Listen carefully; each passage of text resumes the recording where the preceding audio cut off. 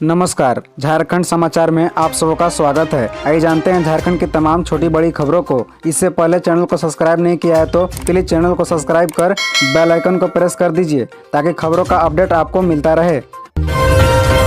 राजधानी रांची में बढ़ रही नशाखोरी, स्कूल के बच्चे हो रहे हैं ड्रग्स का शिकार। सांसद ने लिखी एसएसपी को चिट्ठी। दरअसल आपको बता दें कि झारखंड की राजधानी रांची में नशाखोरी बढ़ रही है। सांसद संजय सेठ ने बढ़ती नशाखोरी पर चिंता व्यक्त करते हुए एसएसपी को चिट्ठी लिखी है। इस चिट्ठी में उन्होंने चिंता जाहिर करते हुए लिखा कि रांची में रात 10 बजे के बाद भी बार खुले रहते हैं, जिससे राजधानी में नशाखोरी बढ़ रही है। पत्र में सांसद ने लिखा कि राजधानी रांची में बेकरार होती ड्रग्स और नशाखोरी की समस्या और उसकी गिरफ्त में आते युवा की जिंदगी अब तबाह हो रही है। राजधानी के हजारों युवा इसके आदी हो रहे हैं। शैक्षणिक संस्थानों के आसपास भी खुलेआम ड्रग्स व अन्य नशाखोरी की सामग्री बिक रही है और स्कूल जाने वाले विद्यार्थी तक इसकी गिरफ्त में आ चुके हैं। एसएसपी को लिखी चिट्ठी में सांसद संजय सेठ ने कहा कि ऐसे सभी बार और लॉज पर नजर रखते हुए कार्रवाई की जाए। नशाखोरी की सामग्री बेचने वालों पर भी कार्रवाई हो। साथ ही सभी बार और लॉज को रात्रि में अधिकतम 10 बजे तक ही खुला रखने की इजाजत दी जाए। इसके अतिरिक्त अन्य ठोस कदम उठाए जाए ताकि हमारे युवा और उनके भविष्य दोनों ही सुरक्षित रहे। रिम्स के एमओ का सस्पेंशन हुआ वापस। शुक्रवार को स्वास्थ्य मंत्री बन्ना गुप्ता ने किए सस्पेंड। शनिवार को डॉक्टरों ने हड़काया तो सस्पेंशन लिया वापस। बता दें कि शुक्रवार को सुबह के स्वास्थ्य मंत्री बन्ना गुप्ता ने राज्य के सबसे बड़े अस्पताल रिम्स के निरीक्षण करते हुए सेंट्रल इमरजेंसी पहुंचे। यह मरीज के बेड में गंदी चादर देख नाराज हो गए। उन्होंने तत्काल रिम्स अधीक्षक डॉक्टर हरेंद्र बिरुआ से पूछा कि इसके लिए जिम्मेदार कौन है। इसके बाद उन्होंने मेडिकल ऑफिसर डॉक्टर अनिश कुमार और सिस्टर इंचार्ज डॉक्टर विद्या को सस्पेंड कर दिया। इस घटना के दूसरे दिन यानी शनिवार को सस्पेंशन से नाराज डॉक्टरों ने स्वास्थ्य मंत्री बन्ना गुप्ता को हड़काते हुए कहा कि अगर एमओ का सस्पेंशन वापस नहीं लिया जाता है तो वे सोमवार से कार्य बहिष्कार कर देंगे। डॉक्टरों का एक प्रतिनिधिमंडल ने सुबह के स्वास्थ्य मंत्री बन्ना गुप्ता के साथ उनके कार्यालय में बैठक की। इस बैठक में डॉक्टरों का हड़काने के बाद उन्होंने सस्पेंशन को वापस ले लिया। सस्पेंड करने का काम स्वास्थ्य मंत्री बन्ना गुप्ता पहली बार नहीं कर रहे हैं। इससे पहले भी वे रिम्स के कार्डियोथोरेसिक वेस्कुलर सर्जरी विभाग के cardiac surgeon doctor Rakesh Chaudhary को तत्काल प्रभाव से निलंबित कर चुके हैं। DGP Ajay Singh police system की कर रहे हैं समीक्षा। नक्सल में मिली उपलब्धियों, थाने में लंबित मामले, अपराध नियंत्रण जैसे मुद्दों पर ले रहे हैं जानकारी। जिलों के एसपी को मिल सकते हैं कई निर्देश। बता दें कि रांची के धुरवा स्थित पुलिस मुख्यालय में डीजीपी अजय कुमार सिंह कल राज्य भर के पुलिस के आला अधिकारियों के साथ समीक्षा बैठक किए। इस बैठक में नक्सल मूवमेंट में पुलिस को मिली उपलब्धियों, थाने में लंबित मामले के निपटारे, राज्य के अपराध को नियंत्रण जैसे विषयों पर आला अधिकारियों से उनकी प्लानिंग की जानकारी ले रहे हैं। ऐसी उम्मीद जताई जा रही है कि बैठक में डीजीपी अधिकारियों को कई दिशा निर्देश भी दे सकते हैं। लंबे समय के बाद डीजीपी इस तरह की समीक्षा कर रहे हैं। हालांकि अभी कुछ स्पष्ट नहीं है, पर जिलों के अधिकारियों से हुई बातचीत में जो जानकारी सामने आई है उसके मुताबिक थाने में लंबित मामलों के निपटारे पर जोर है। इसके अतिरिक्त नक्सल मूवमेंट में मिली सफलता को बरकरार कैसे रखा जाए, इसके लिए पुलिस अधीक्षक को क्या प्लानिंग है, इस पर भी चर्चा की जा रही है।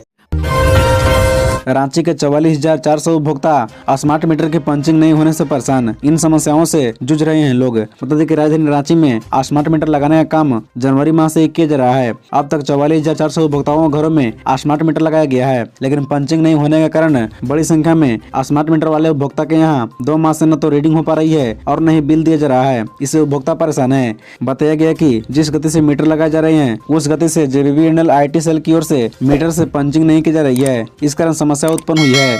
जब तक पंचिंग नहीं होगी तब तक बिलिंग और रीडिंग मुश्किल है। वहीं इसको लेकर बिलिंग एजेंसी हाथ खड़े कर दे रही है। प्रति शहर में करीब 1000 मीटर लगाए जा रहे हैं, लेकिन मुश्किल से करीब 100 मीटर ही पंचिंग हो पा रही है। इसकी मुख्य वजह मैन पावर की कमी बताई जा रही है। झारखंड के पंचायतों में बिना फार्मासिस्ट खुलेगी दवा दुकानें, युवाओं को प्रशिक्षण और आर्थिक सहायता देगी सरकार। बता दें कि झारखंड के ग्रामीण क्षेत्रों में अब बिना फार्मासिस्ट की भी दवा दुकानें खुलेगी। इन दुकानों में वैसे दवाओं की बिक्री हो सकेगी जिनके लिए फार्मासिस्ट का होना जरूरी नहीं है।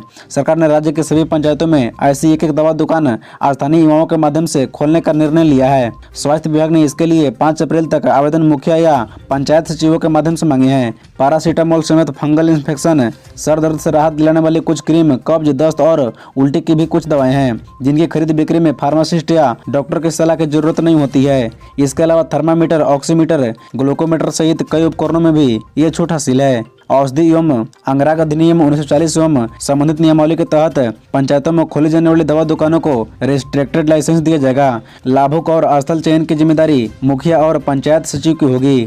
खूंटी, कर्रा, तोरपा, रनिया, मुरहू, अड़की में 28 जगहों पर 14 मार्च से 5 अप्रैल तक निषेधाज्ञा जाने कारण। बता दें कि झारखंड की राजधानी रांची से सटे खूंटी जिला के खूंटी, कर्रा, तोरपा, रनिया, मुरहू और अड़की में कुछ जगहों पर 14 मार्च से 5 अप्रैल तक के लिए निषेधाज्ञा लगा दी गई है। खूंटी के अनुमंडल दंडाधिकारी अनिकेत सज्जन ने यह आदेश जारी किया है। इस संबंध में प्रशासन की ओर से शनिवार को अखबारों में एक विज्ञापन भी प्रकाशित करवाया गया। इसके मुताबिक कम से कम 28 जगहों पर सुबह 6 बजे से शाम 6 बजे तक निषेधाज्ञा लगा दी गई है। बता दें कि मैट्रिक की परीक्षा 14 मार्च से 3 अप्रैल 2023 तक और इंटरमीडिएट की परीक्षा 14 मार्च से 5 अप्रैल 2023 तक कराई जाएगी। पहली पाली में मैट्रिक की परीक्षा सुबह 9:45 से अपराह्न 1:05 तक और दूसरी पाली में इंटरमीडिएट आर्ट्स, कॉमर्स, साइंस की परीक्षा अपराह्न 2 बजे से 5:20 तक खूंटी जिला के विभिन्न परीक्षा केंद्रों में होगी। कदाचार मुक्त, भयमुक्त एवं शांतिपूर्ण तरीके से परीक्षा संपन्न कराने के उद्देश्य से खूंटी के तोरपा, रनिया, मुरहू और अड़की में कुछ इलाकों में 14 मार्च से 5 अप्रैल तक सुबह 6 बजे से शाम 6 बजे तक निषेधाज्ञा लागू रहेगी।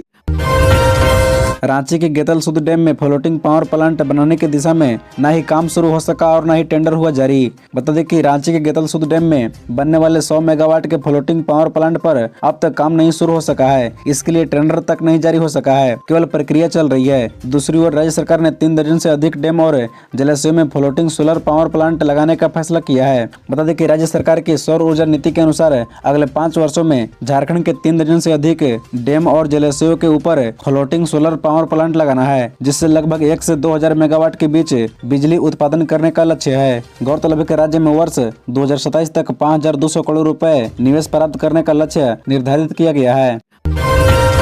देवघर और मधुपुर अनुमंडल में लगा धारा 144 लागू जाने कारण। बता दें कि झारखंड में 14 मार्च 2023 से मैट्रिक और इंटर की परीक्षा शुरू हो रही है। इसको लेकर प्रशासन सभी तैयारियां पूरी कर ली है। इसी को ध्यान में रखते हुए देवघर और मधुपुर अनुमंडल क्षेत्र में धारा 144 लागू की गई है। परीक्षा अवधि में परीक्षार्थियों को छोड़कर 5 या 5 से अधिक व्यक्ति समूह बनाकर परीक्षा केंद्र नहीं जा सकते हैं। इस संबंध में डीसी सह जिला दंडाधिकारी मंजूनाथ भजंत्री ने निर्देश जारी किया है। डीसी सह जिला दंडाधिकारी श्री भजंत्री ने कहा कि झारखंड एकेडमिक काउंसिल द्वारा 14 मार्च 2023 से शुरू होने वाली मैट्रिक और इंटरमीडिएट की परीक्षा को ध्यान में रखते हुए देवघर और मधुपुर अनुमंडल में दंड प्रक्रिया संहिता की धारा 144 लागू की गई है। इस दौरान कई नियम भी लगाए गए हैं। खबरों से जुड़े रहने के लिए चैनल को सब्सक्राइब, वीडियो को लाइक एवं एक दूसरे से शेयर जरूर करें। धन्यवाद।